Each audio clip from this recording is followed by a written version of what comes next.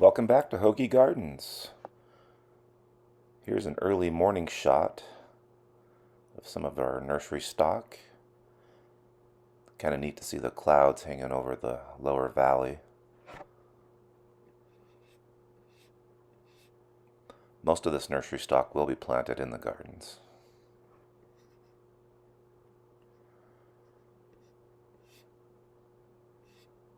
Here's the pile we're working on with the mini excavator. I just wanted to show you, after all this torrential rain we've had, a couple atmospheric rivers and whatnot, it really has only penetrated this pile about 3 feet. You can see right there, that's bone dry wood shavings, and then it's completely saturated right above it. Kind of neat to see, and you can see how it kind of comes down in little triangles, like it's filling little valleys. But more the reason to get these big piles spread out throughout the garden so that they can completely saturate some of these specimens we already have planted in the gardens. Will truly benefit from that moisture holding capacity of all this wood mulch. Here I wanted to show how some of the paths are shaping out. Like I said, we've already done the groundwork, but once we start putting all this wood chip over the ground that we've created with some of the plantings in it, you can start to see some of the paths truly starting to form, and how much these plants, pop with having just a solid color underneath them. Being that it's tan, it really gives a nice look.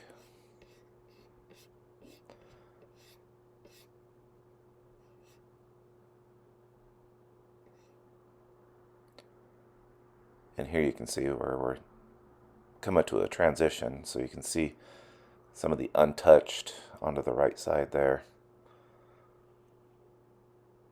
A couple of volunteer trees, those are alders, some blackberries, and then all these grasses. And it's going to be really neat to see this area in particular transform, because of this is all the oldest specimens that we have planted, and being that they're conifers, we'll be able to see them nice throughout the winter months here. So this will be the next area that we're going to come through with the weed eater and get knocked down, and then we can just pile this stuff quickly with the excavator over the top and form these beds out really nice.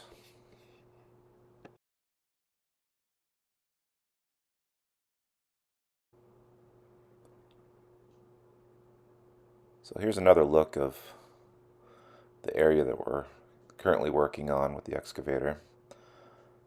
Just kind of feathering it into the ends of these beds, trying to get halfway down these runs. So here, I'll walk down this run and show you exactly what we're doing.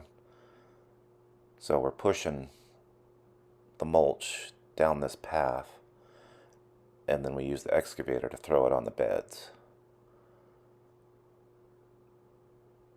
So instead of weed eating, and since there's not a lot of blackberry and stuff in these areas, we're just letting the mulch push down the last year's weeds, and that's just going to create a nice soil level biology, because you've got a mixture of browns and greens along with all the microbial activity and worm activity that's going to be coming up from the soil. Should be a really nice compost transition area and feed some of these plants. This area we've been shooting the most lately. I want to show you a couple things we've accomplished. So we're getting more mulch packed around that culvert pipe you just saw there. Individual plantings are getting little rings of mulch around them. So there's the culvert pipe, and all this acts as a overflow for the pond. we've yet to even have the water go up high enough to even hit that culvert. So it would just be a really, once a 20-year flood type situation where it can backflow out of there. And, if it does that, it would just feed these beds all below. So it would just be a trickle event once it hits this mulch layer, and it would just, like I said, feed the beds all below. So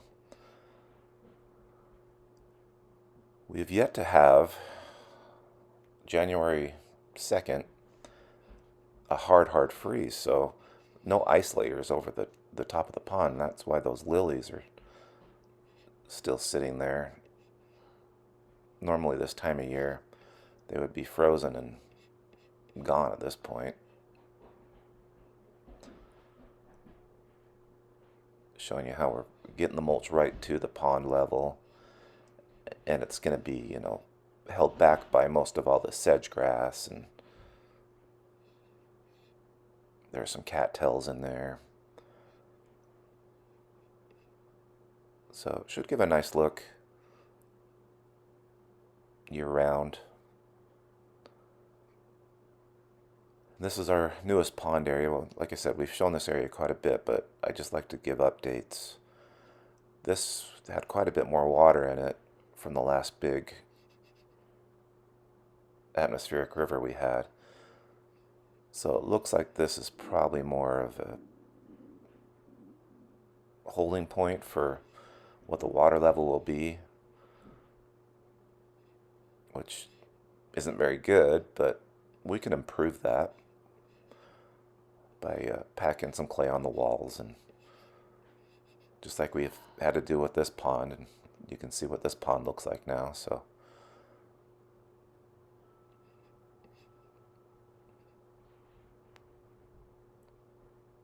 then we're just getting more and more mulch spread around. It's a slow process, but very rewarding at this point. Each one of these newly planted conifers, you can see, is getting mulched in more and more. And then we're coming up on the area that we've recently taken all the... So you can see all those volunteer trees. That's what we've been cutting down. They're all 2-3 years old now. So in this area was even thicker than what we just walked through.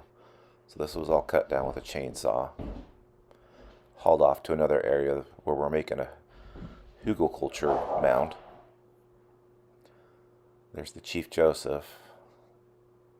I think we've had it on enough videos by now too. One of our favorites though. And this area was just a huge mound of blackberry. You can look at our last video, Hogi Gardens number 9. My wife cut all that down. Did a great job on that. So there's a dead conifer there I gotta take out. So more look at the lower valley clouds. I'm glad that the gardens are up out of that. Allows a lot better working environment in the winter months. And we're getting parking. So we put some tire blockers in. The start of our parking area. Well, thank you for watching another episode of Hogi Gardens. This is Hogi Gardens number 9. Many more to come. Hope you're enjoying this journey with us, and leave us comments if you'd like to see anything in particular, or you have any advice for us. We're always looking to learn. Have a great day.